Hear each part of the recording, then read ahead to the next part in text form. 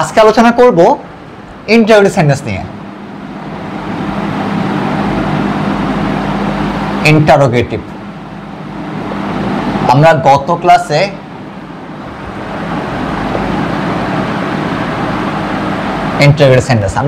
ক্লাসে আলোচনা করেছি অ্যাসাইড নিয়ে। ইন্টারোগেটিভ নিয়ে আলোচনা করার কথা ছিল, কিন্তু কালি স্বল্পতার কারণে আর করতে পারি নাই।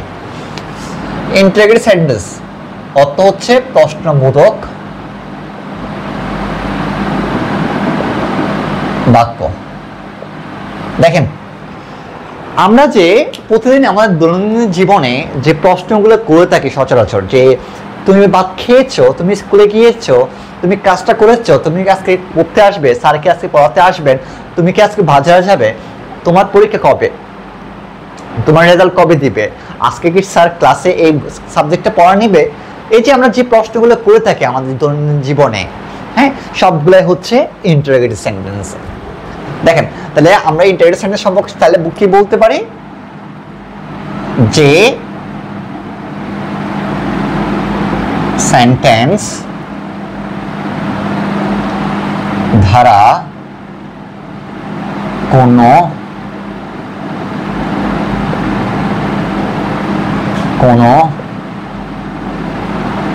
কিছু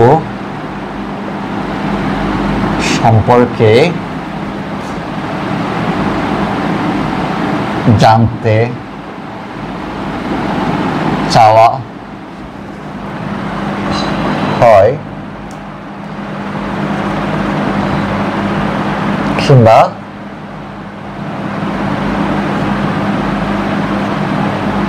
প্রশ্ন করা হয় তাকে ইন্টারোগেটিভ সেন্টেন্স বলে। তাহলে ইন্টারোগেটিভ সেন্টেন্স হচ্ছে যে সেন্টেন্স দ্বারা কোনো কিছু সম্পর্কে জানতে চাওয়া হয় কিংবা প্রশ্ন করা হয়, তাকে আমরা ইন্টারোগেটিভ সেন্টেন্স বলি।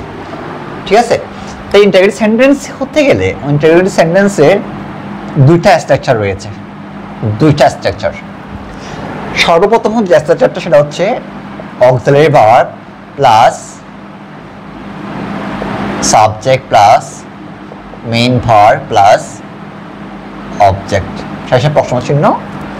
দ্বিতীয় নম্বরটা হচ্ছে WS question plus auxiliary verb plus subject plus main verb plus object. এই দুইটা প্যাটার্ন দিয়ে আমরা সচরাচর ইন্টারোগেটিভে প্রশ্ন করে থাকি। এখন আমরা দেখি যে এই দুইটা প্যাটার্ন দিয়ে আমরা কি কি প্রশ্ন করতে পারি। ঠিক আছে? আর প্রথমে আসি নাম্বার 1। আপনারা এটা লিখে ফেলবেন, আপনারা যদি না হয় আপনারা স্ক্রিনশট নিয়ে, আমি দ্রুত লিখে ফেলতেছি, কারণ মানে এগুলো তৈরি করতে একটা সময় অনেকক্ষণ লাগে, 15-20 মিনিট সময় লেগে যায় একটা টপিক শেষ করে দিতে। দেখেন, তাহলে আমরা প্রশ্নবোধক বাক্য যেমন আমরা কোথায় প্রথম আমরা যে স্ট্রাকচারটা, সেটা হচ্ছে auxiliary verb plus subject plus main verb plus object. দেখেন, এই যে স্ট্রাকচারটা ইন্টারোগেটিভ সেন্টেন্সে, এই যে স্ট্রাকচারটা, এটা আমরা কখন ব্যবহার করি? অর্থাৎ দেখবেন, আমরা ইন্টারোগেটিভ সেন্টেন্সে যে প্রশ্নগুলোর উত্তর আমরা ইয়েস কিংবা নো ধারা দিতে পারি, আর অন্য কোনো কিছু বলতে হয় না। যেমন, তুমি কি স্কুলে গিয়েছো, do you go to school, do you go to school, তুমি কি স্কুলে গিয়েছো, অথবা have you gone to school. হ্যাঁ, এই বাক্যগুলো ক্ষেত্রে আমরা বলে থাকি কি ইয়েস অর নো। তুমি ডু ইউ ইট, তুমি কি ভাত তুমি খেয়েছো, ডু ইউ ইট, তখন আমরা বলি ইয়েস অর নো। আর তারপর আমরা বলি যে কি, আমরা কি বলি, তারপর যদি বলি do you go to market, তুমি কি মার্কেট গিয়েছো, তখন আমরা বলি যে ইয়েস অর নো। হ্যাঁ, এটাকে আমরা ইয়েস কিংবা নো দ্বারা বললে আমরা বুঝে যাই যে আসলে এখানে কি বলা হচ্ছে। ঠিক আছে? কিন্তু যে অনেকগুলো বাক্য আছে যেগুলো ইয়েস কিংবা নো ধারা উত্তর দিলে কিন্তু হয় না, এটা আমার পরের রুলস আসতেছে। অর্থাৎ যে সকল উত্তর, দেখেন আমি লিখে দিচ্ছি এখানে, যে সকল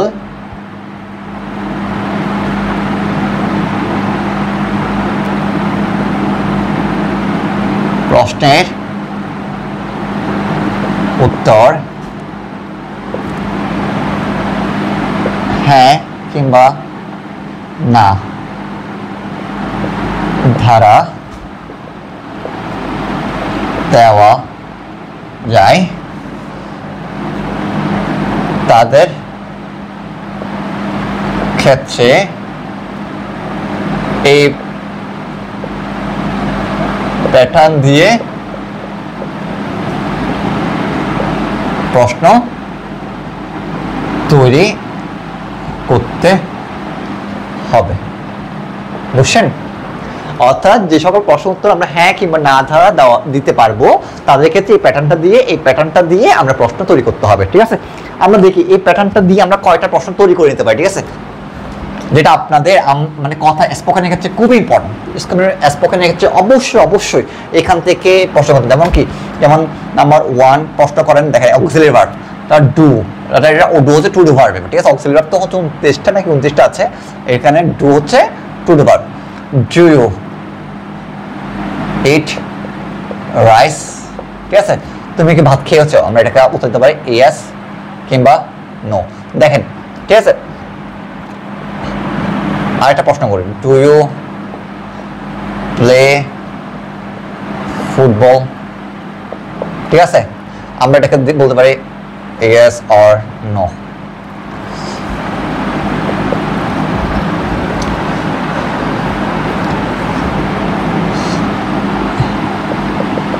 Did you meet Rohim yesterday? ঠিক আছে, তুমি কি রহিমের সাথে গতকাল দেখা করেছিলে?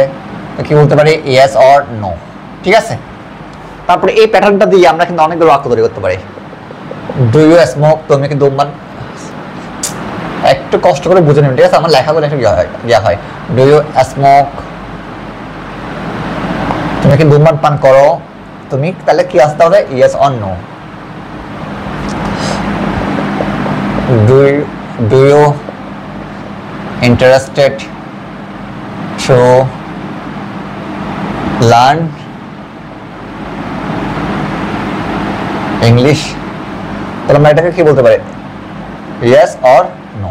ঠিক আছে, আমরা এইভাবে করে এই প্যাটার্ন দিয়ে আমরা অনেকগুলো প্রশ্ন তৈরি করে নিতে পারি। ঠিক আছে, আপনারা একটা কাজ করবেন যে এই প্যাটার্নটা দিয়ে প্রায় 20টার মতো আপনারা প্রশ্ন রেডি করবেন। ঠিক আছে, রেডি করে দেখবেন এই প্যাটার্নটা দিয়ে আপনাদের সাপ্তাহিক লাইফে যে বাক্যগুলো আপনারা তৈরি করেন। ঠিক আছে, অর্থাৎ প্রথমে আপনারা অক্সিলারি ভার্ব সামনে নিয়ে আসবেন, সাবজেক্ট, অর্থাৎ যে প্রশ্নগুলো উত্তর আপনি ইয়েস কিংবা নো দ্বারা দিতে পারবেন সেই প্রশ্নগুলো এই স্ট্রাকচার দিয়ে আপনি বানায় ফেলতে পারবেন।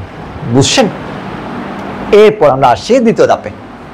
এর মধ্যে যদি কোনো প্রশ্ন থাকে তাহলে প্লিজ আমাকে কমেন্টে বলে দিবেন, নাইলে আমি আপনাদের প্রশ্নের সলিউশনগুলো করে দিতে পারবো না। বুঝছেন? এরপর দেখেন যে সকল প্রশ্নগুলো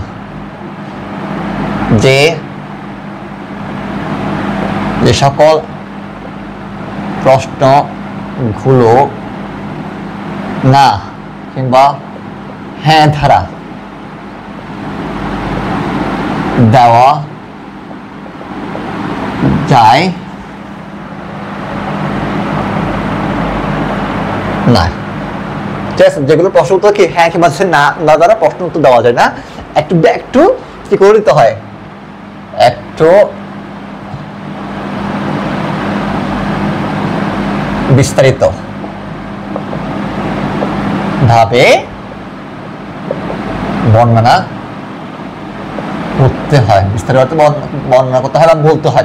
ঠিক আছে, সেই সকল ক্ষেত্রে আমরা কোন ধরনের স্ট্রাকচার, ইন্টারোগেটিভ সেন্টেন্সে স্ট্রাকচার প্রয়োগ করব দেখেন।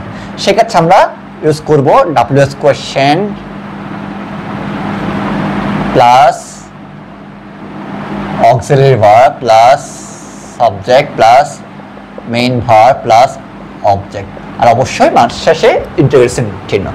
এই স্ট্রাকচারটা দিয়ে আমরা সেই সকল প্রশ্নগুলো জিজ্ঞেস করব যে সকল প্রশ্নের উত্তর হ্যাঁ কিংবা না দিয়ে দেওয়া যায় না, যেগুলোর প্রশ্ন উত্তর দিতে গেলে একটু বিস্তারিতভাবে বলতে হয়। ঠিক আছে, যেমন এক্সাম্পল দিই, যেমন what's your name? What is your name. দেখেন এখানে এটা হচ্ছে আমি একদম ভেঙে নিচ্ছি, এটা হচ্ছে ডাব্লিউএস কোয়েশ্চেন, এটা হচ্ছে অক্সিলারি ভার্ব বা হেল্পিং ভার্ব, এটা হচ্ছে সাবজেক্ট, এটা হচ্ছে অবজেক্ট, আর এটা হচ্ছে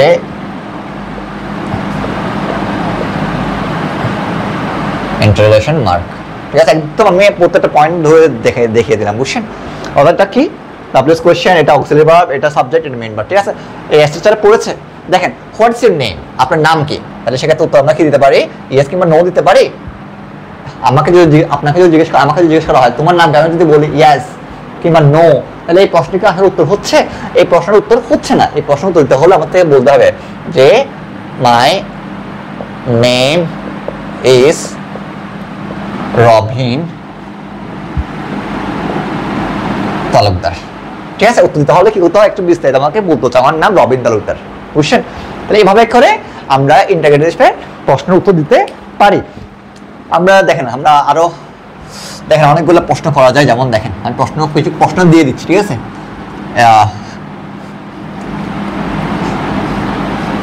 আচ্ছা অনেকে আছেন যে কি আবার ডাব্লিউএস কোয়েশ্চেন কোনগুলো বুঝেন না। ঠিক আছে, ডাব্লিউএস কোয়েশ্চেনগুলো দেখেন। ডাব্লিউএস কোয়েশ্চেন হচ্ছে what, when, who, where, which, ঠিক আছে, হাউ, হুম। বেসিক্যালি হচ্ছে এগুলো কয়েকটা দিয়ে দেখছি আমি, হুইচ, মানে বেসিক্যালি এগুলো হোয়েন, হোয়াই। ঠিক আছে, এগুলো দিয়ে বেশিরভাগ ক্ষেত্রে ডাব্লিউএস কোয়েশ্চেন হয়, বুঝছেন? এগুলো দিয়ে বুঝছেন এগুলো। তো আপনারা একটা কাজ করবেন যে হোয়াট দিয়ে 10টা বাক্য তৈরি করবেন। হোয়াট শব্দটা হচ্ছে কি, আমি একটু দিয়ে কি অর্থ আমরা সাথে হচ্ছে হোয়াট ইউজ করি। ঠিক আছে, কি অর্থে? তো এই হোয়াট দিয়ে আপনি 10টা বাক্য তৈরি করবেন। হোয়েন শব্দটা হচ্ছে কখন, এটা দিয়ে 10টা বাক্য তৈরি করবেন। হু অর্থাৎ কে, হোয়ার অর্থাৎ কোথায়, মানে কোনো একটা জায়গায় রাস্তা কোথায় জিজ্ঞেস করার ক্ষেত্রে আমরা কোথায় ইউজ করি, এটা দিয়ে আপনি 10টা বাক্য তৈরি করবেন। হুইচ কোন জামাটি বা কোনটি, এটা বোঝাতে আমরা হুইচ ইউজ করি, এটা দিয়ে 10টা বাক্য তৈরি করে নেবেন। হাও, হাওয়ার তো এখানে একটা হচ্ছে হাওয়ার ক্ষেত্রে গিয়া হয়, একটা হচ্ছে কত, কেমন, হ্যাঁ এটা বোঝায়। পরিমাণ কি, এটা দিয়ে 10টা বাক্য তৈরি করবেন। হোম অর্থ কাকে, কাকে চাই। হোয়াই অর্থ হচ্ছে কেন, বুঝছেন? এই প্রত্যেকটা দিয়ে 10টা করে আপনারা ইন্টিগ্রেটেড সেন্টেন্স বানাবেন। তো একটা হচ্ছে হ্যাঁ বলতে না বলতে দিয়ে আপনি দুইটা, এখানে আমি দুইটা রুলস লিখে দিচ্ছি। দেখেন দুইটা রুলস হচ্ছে auxiliary verb plus subject plus main verb plus object. এই রুলস দিয়ে রুলস দিয়ে আপনারা প্রায় 20-30টার মতো বাক্য তৈরি করবেন। এরপর হচ্ছে ডাব্লিউএস question plus auxiliary verb plus subject plus main verb plus object. ঠিক আছে, এই বাক্য দিয়েও আপনারা 20টার মতো করবেন। মোট 50টা বাক্য তৈরি করে ফেললে মোটামুটি আপনাদের ইন্টারোগেটিভ মানে এই যে ইন্টারোগেটিভ সেন্টেন্সটা আপনার মানে অনেকগুলা কি হয়ে যাবে, মানে অনেক ক্লিয়ার হয়ে যাবে, বুঝছেন? বাক্য যেমন হোয়াট দিয়ে আপনারা যদি তৈরি করেন, যেমন what class do you read.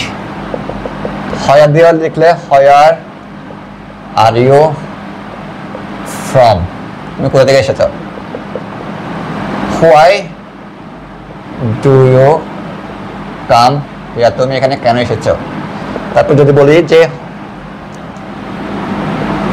Which dress do you like,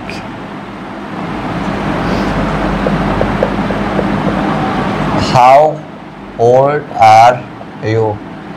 ঠিক আছে,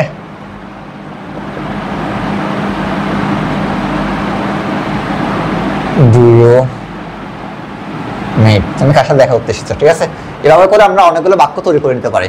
তো আজকের ক্লাস হচ্ছে এটুকুই। আপনারা প্লিজ এই শুধু ইন্টারোগেটিভের পার্টটাই ভালো করে যদি বুঝতে পারেন, ভালোভাবে যদি দুটা স্ট্রাকচার যদি প্র্যাকটিস করেন বাসায়, দেখবেন আপনারা অসংখ্য বাক্য তৈরি করতে পারবেন, যেগুলো আপনার স্পোকেনের ক্ষেত্রে অনেক অনেক কাজে দিবে। ঠিক আছে, যত ধরনের আমরা ইংরেজির প্রশ্ন করি সবগুলোই কিন্তু আমরা ইন্টারোগেটিভটা উপরে ভিত্তি করে থাকি। ঠিক আছে, তাহলে আজকে ক্লাস হচ্ছে এটুকুই। কেমন লেগেছে আপনারা জানাবেন, আর কোনো প্রশ্ন থাকলে আপনারা কমেন্টে জানাবেন। আর ক্লাসগুলো কিভাবে নিলে আপনাদের, আশা করি আপনাদের মনে হয় সম্ভবত লেখাগুলো বুঝতে একটা অসুবিধা হয়, হয়তো আমি নতুন লিখছি যার কারণে গিয়ে লেখাগুলো এমন হচ্ছে, হয়তো আস্তে আস্তে লিখতে লিখতে আমার লেখাটা আরও পরিষ্কার হবে। আমি চেষ্টা করছি লেখাটা আরও সুন্দরভাবে লেখার জন্য। এছাড়া যদি আপনাদের আরও কিছু বুঝতে যদি অসুবিধা হয়, আপনারা প্লিজ কমেন্টে করে জানাবেন। ঠিক আছে।